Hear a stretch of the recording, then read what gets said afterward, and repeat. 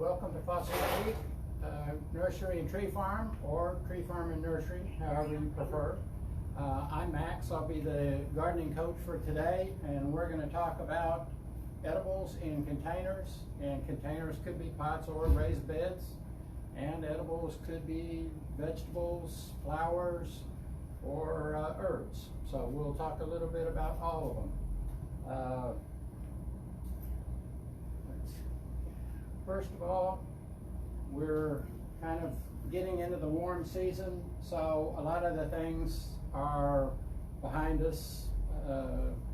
The carrots, cabbage, cauliflower, those kind of things, they're behind us. We're going into the warm season crops now. That would be things like tomatoes, beans, peppers, okra, watermelon, those kind of things. We have a pretty good selection of those, and one of the things that I brought a bunch of peppers. One of the things I like about peppers is they're highly ornamental and have a great variety for different tastes. They will take the heat, but you need to get them started ASAP so they're up and producing before it gets super hot.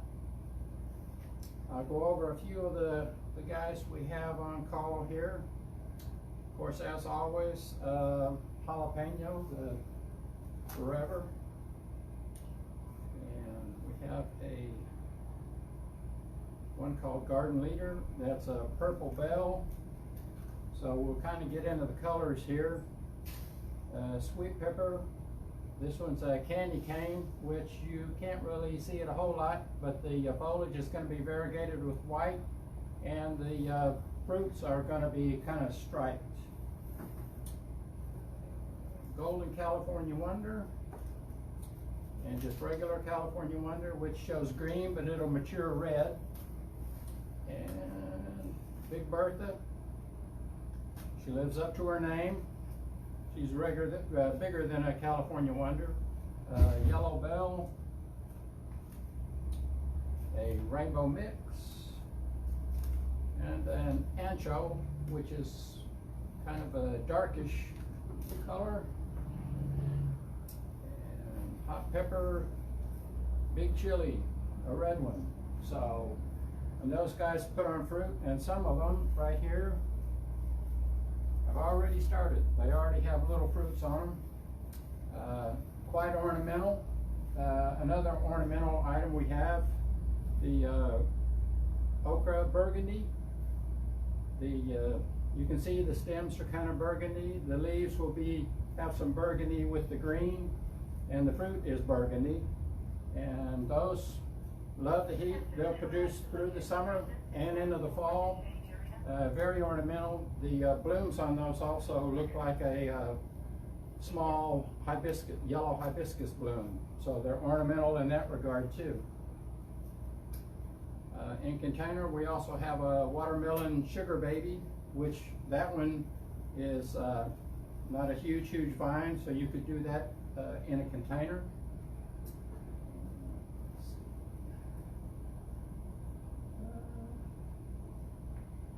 I had some beans. We also have beans ready, and those you can put in a container. And before we get into some other stuff, I'll talk just a little bit about the size of containers. And then we'll talk about what items can go in which container. That's a 2-gallon, which is about a 9-inch across the top, and about a 9-inch depth. That would be for small guys. You know, one pepper would more than fill that. You could do herbs in it. Then we have a 3-gallon, and you can kind of see the comparison there.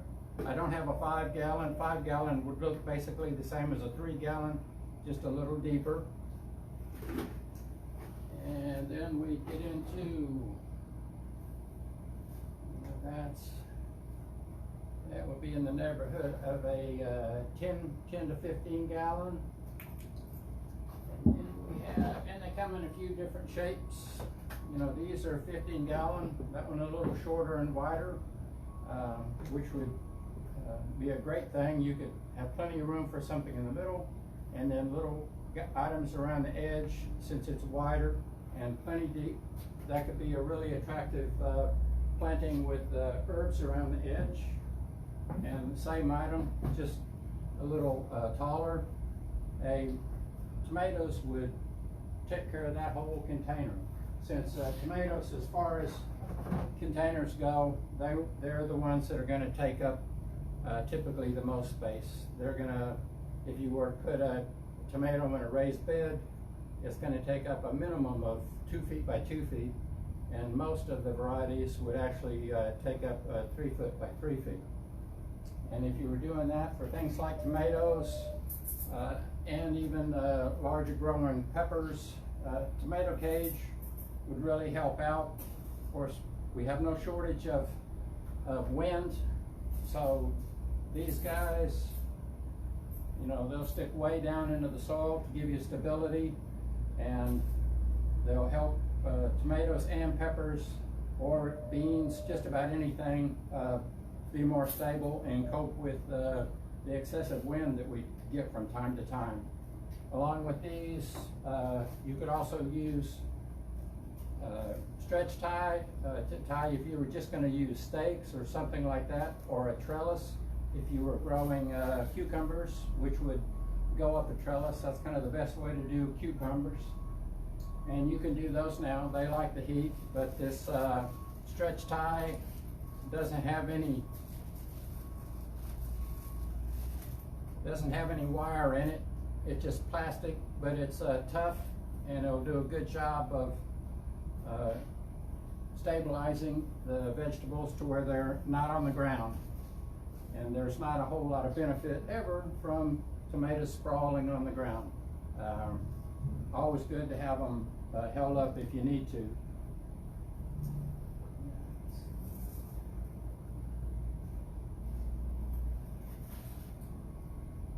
I don't know if the floor is level here. My cart is rolling away.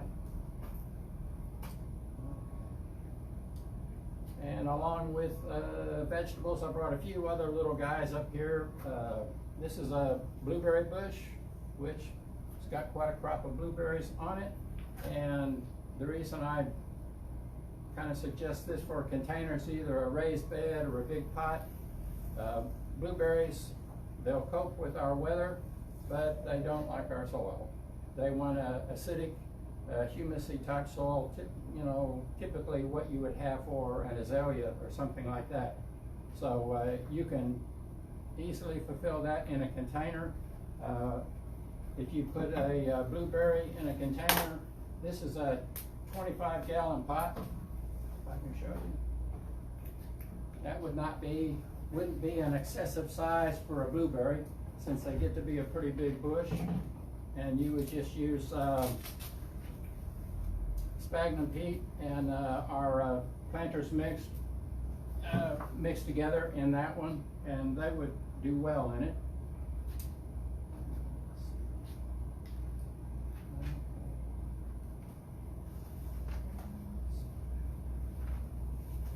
Have a few other vegetables just for fun. I won't give a test. Are the blueberries self-pollinating? Yes. Blueberry, well, it helps if some are, typically it helps on blueberries if you have two varieties. You'll get a better crop. Some are self-fruitful, but it's always good to have two varieties on that one. Of course, we have an artichoke here. I won't give a testimonial about these as far as productivity here, but they look really neat, and I'm a sucker for things that look neat. Big and bold, dramatic. That guy would, by himself, you could plant companions around, but he's going to make a show even in a 15 gallon pot.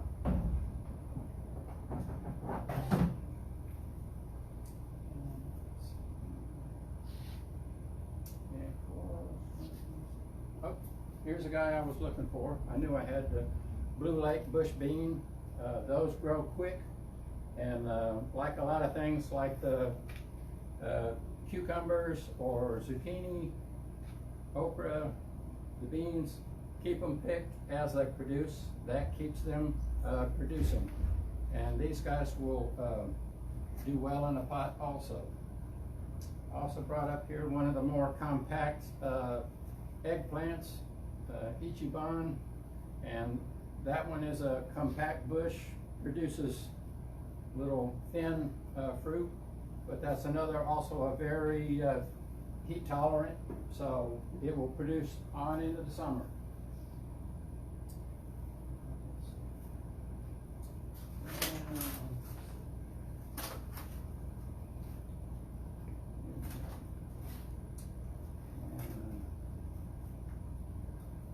These are tomatoes, which you can do, like I say, they would typically be in a bigger pot, a 10-gallon plus, and good to have a tomato cage with them.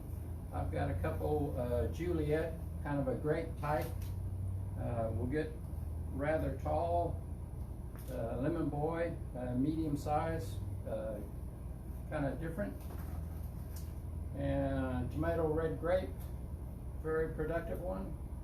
And we've got Better Bush, and the old standby Celebrity makes a medium-sized tomato. So those would all be productive in containers and are medium size, so they'll produce in spite of our hot weather. You just need to get them going ASAP.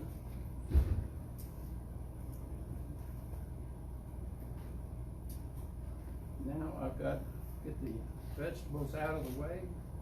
We have a bunch of herbs, which they're a natural for containers, since most of them don't get overly huge. So space-wise, they're a good fit. They're good neighbors to each other, except for something like mint. It's going to try to take over the whole container.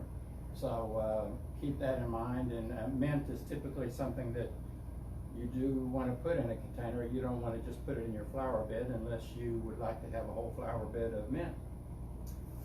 And of course, we also have, I'll just make a little touch on companions. Of course, we have the old standby marigolds, good companions, tomatoes or any of the vegetables, and also helps that they're pretty. And I've been looking at them forever. I still like them. I think I don't sometimes in the winter, and then they show up and I realize, yeah, they're worth their space. Nasturtiums, those are, squash bugs don't like them, so that's a good companion for the squash plants, and they look neat. Quite a novel shape of the leaf. This is a variegated one. We also have a green one, and they're beginning to flower, orange and red. And let's see. As far as herbs, they bring color. They're not just green. And fragrance and culinary use. In fact, I just read in a book yesterday that I've had people ask me about which is the lavender, which would be best for culinary use, which I kind of shied away from that. I don't really know, but I found out that the one that is best flavor for if you're going to do any lavender in a culinary use, Provence, which we have that one in a 4-inch, and it's also probably one of the largest growing lavenders. That one will get 2, maybe even 3 feet. So give it some space, but a pot or a raised bed is just the location for lavenders because they want excellent drainage. They are very heat and cold tolerant. The 2 things I don't like are a bunch of shade or soggy roots. So you can avoid that with a either a big container or a raised bed.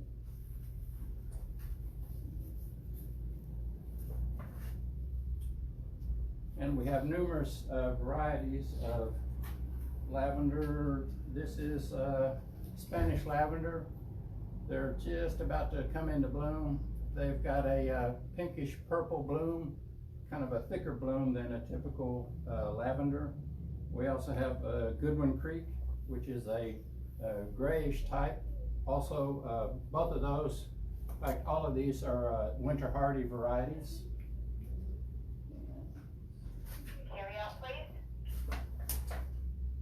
And we have a pretty neat assortment. If you need some sweetness, we have stevia. They're growing like gangbusters. And they're just as sweet as they're promised. And here, a couple of the mints. These guys, like I say, are not good neighbors, and you can kind of see they're sprawling all over the place already. This one's a popular one, chocolate mint, and spearmint, and we won't leave out our little cats. I think we've got I thought I had a cat mint around here. Yeah, here it is. You know, or catnip right there. And of course, I'm a sucker for lemon. If you've ever seen one of our other videos, I can't help it. We have lemon balm, which is good in tea. The same thing for the lemon verbena. They live up to their billing. Just when I just did that, the fragrance took over the whole table. We have regular green lemon thyme and variegated lemon thyme. They're just as good. And we also have some novelties.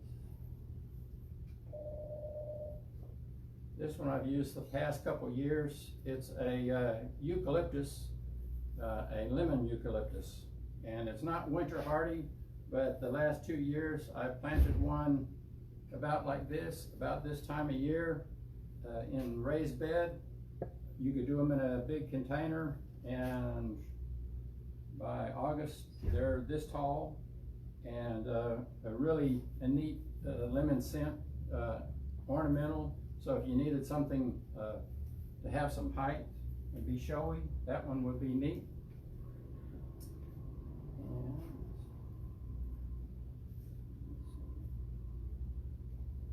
And I thought I had one of his relatives up here. Here we go.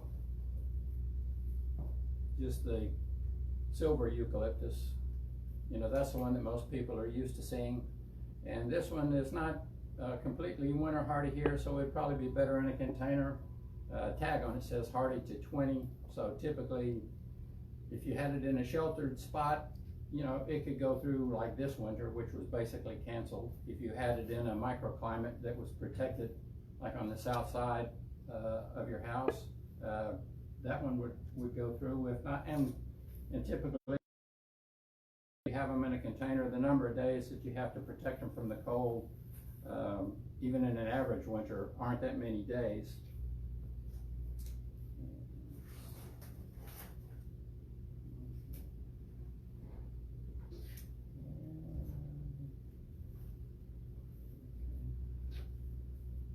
And the old, of course, oregano. And most of these herbs, actually, in fact, all the ones I mentioned so far, not only are these guys winter hardy, but they're evergreen. So they don't go away and come back. They never go away. So the oreganos, this is hot and spicy. And, oh, I'm sorry. I'll get it right. That's why I have to have my eyeballs. You know, if I don't have my eyeballs on, things start getting, that's Italian. And then that's the hot and spicy. And of course, Italian parsley. And for bee balm, that one, I brought it up because it's a neat, it's in the herb section, but it grows up, blooms, and the butterflies like it, and hummingbirds too. And of course, not only do a bunch of the herbs taste good, there's Genovese sweet basil, but there's red rhubarb. I put one of these in a mixed container last year just for the color of the foliage. And these guys are annuals. They don't do the winter, but they grow fast and very productive. One of the more popular herbs.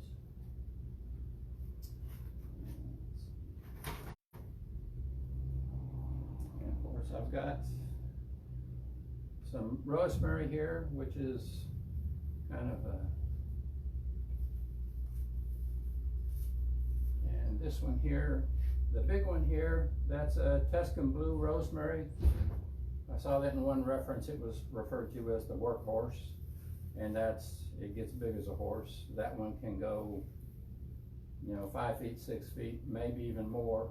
You can trim it to keep it in bounds. If you wanted a big one in a Christmas tree shape, that'd be the one to plant. But it's also one of the most popular culinary rosemaries.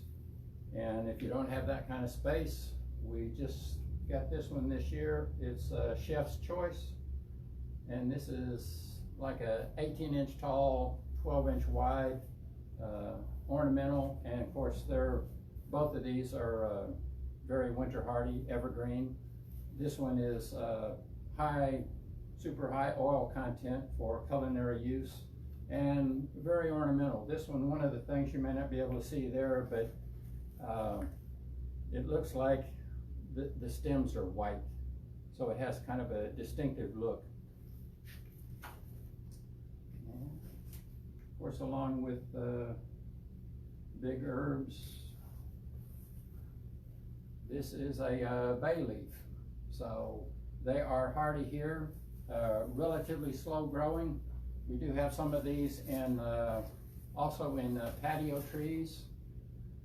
They're not that fast growing, but they won't stop growing. There's one at the Fort Worth Botanical Gardens in the perennial garden area, and it's over 20 feet. So, but you don't have to worry about it taking over, because that one has been there in the ground for probably 20, 30 years. But easy to control, but a neat look, an evergreen, and hardy here. And your basic isn't attractive.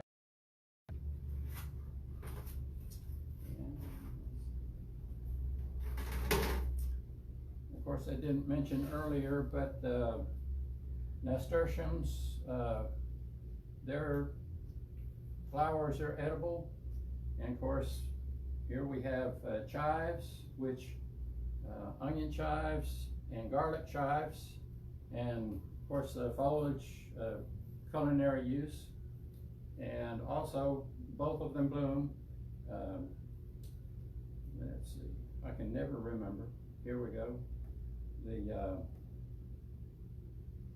onion chives is a light lavender, and then the garlic chives will be white. And of course, both of those flowers on those would be edible.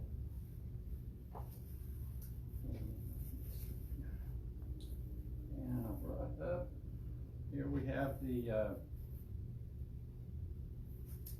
dill, bouquet dill, and this is the bronze fennel, which is a perennial. It's really big.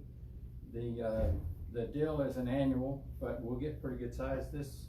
The bronze, it can go 4 or 5 feet, and along with the dill and parsley, I mentioned it before, if you want to have swallowtails in your garden, you plant those, they'll show up and lay their eggs, and you'll be raising swallowtail butterflies before you know it. And the caterpillars are ornamental, pretty big and a showy coloration.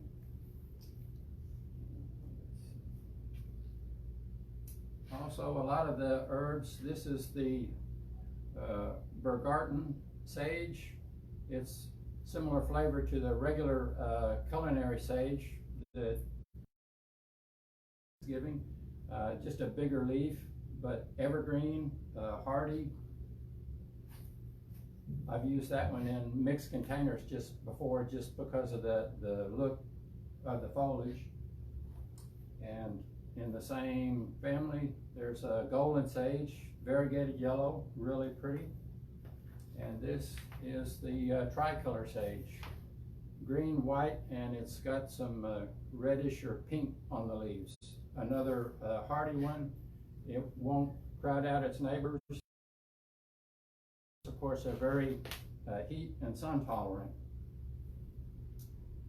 And cilantro, if you're going to do it, get busy. It doesn't like the heat, so get it going. And then, if you want to do seeds, you can also do some of the hot weather things. Here we've got a Emerald Delight zucchini, cube butter squash, and these are bush types, so they're better suited to containers than a lot of the other varieties. Sunflower, lemon queen, that's a shorter growing one, and you could do that in a container. Of course, a mammoth Russian, that one will get 12 feet tall, so you might have to have means to hold that guy upright. And then, of course, we have the burgundy okra in plants. You can also do it in seed, because those guys respond well to heat. They'll bear all through the summer into the fall. Just keep them harvested. And of course, you can do lettuce in containers. This is a mixed, which is a neat way. You get a bunch of different types, and that's another thing that they fulfill. They're very ornamental. So when you harvest lettuce, don't yank them up. Trim the leaves off and leave the center, and they'll just keep producing. And then the dragster of the group is cherry bell radishes. They'll go from a seed to eating the radish in 30 days or less. And cherry bells are as fast as any, and also probably more heat tolerant than just about anything else. So you can see those, if you put them in a container, probably within 5 or 6 days, to really go. So a couple, I think I've covered that. That's my timekeeper to say, tell me where I'm at. So we're at 11. And let's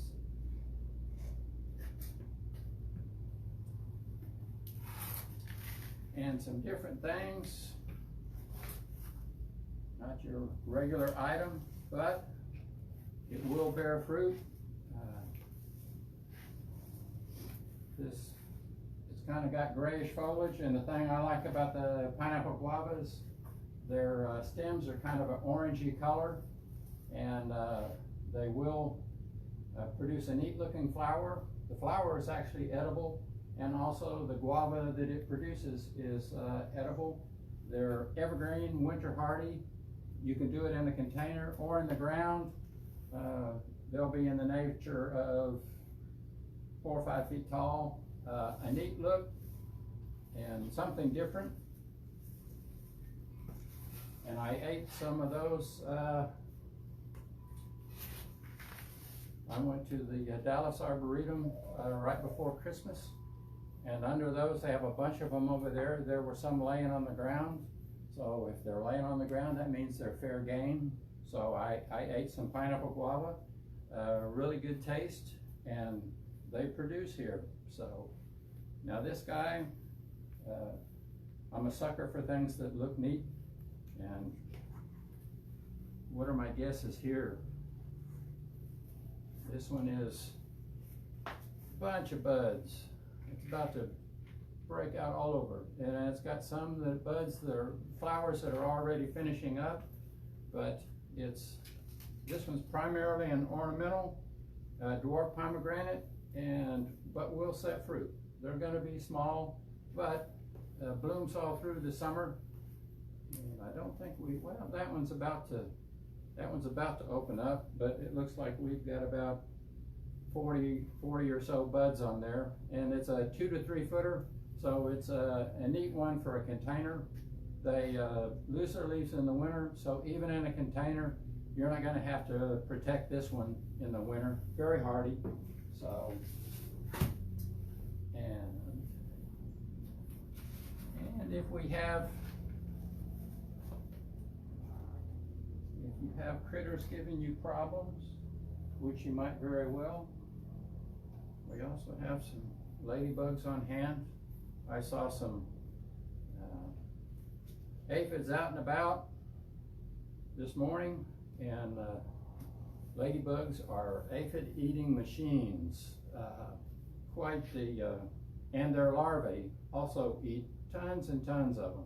So and then one of the keys there is keep an eye on your plants, look at them morning, and then of course maybe more likely you'll get to look at them in the evenings, but just keep an eye out for pests. And if it's something like aphids, the sooner you go to a remedy, the better. And of course on ladybugs, the way to do those is wait till about dusk, spray the foliage of the plants where you're going to release them with water, and let them out, at dusk. That way, into the foliage, they might be thirsty. So they'll stay and get a drink. Then it's dark. They're not going to travel when it's dark. So the next morning they wake up, and since you put them out there, they'll find the aphids pretty fast. They've already had a drink, so they won't leave. They'll go to work. So, and of course, they're organic as you can get. And I think that'll just about cover us. Well, of course, if you're doing containers, if you're doing a big container, you can use planting mix or planter's mix, and then on the surface, amend that with some potting soil. If it's a smaller container, you can just go straight potting soil. If you're doing raised beds, probably if you go at least 12 inches deep, that'll be suitable for the bigger things, tomatoes, rosemary, the shrub type things. And of course you could do a blueberry in a raised bed. If you do that, it's going to take probably a 3 foot by 3 foot area, and deeper than 12 inches would be good for those guys. And then of course, fertilizing, you can use organics or synthetics, but in a raised bed, also you could add more than one kind of compost. So that'll boost the microbial activity in there. And in a raised bed, or even in a pot, by augmenting it every year, your soil will get better and better over time. So the fertility will just increase. And I guess that'll cover it. So thanks for tuning in.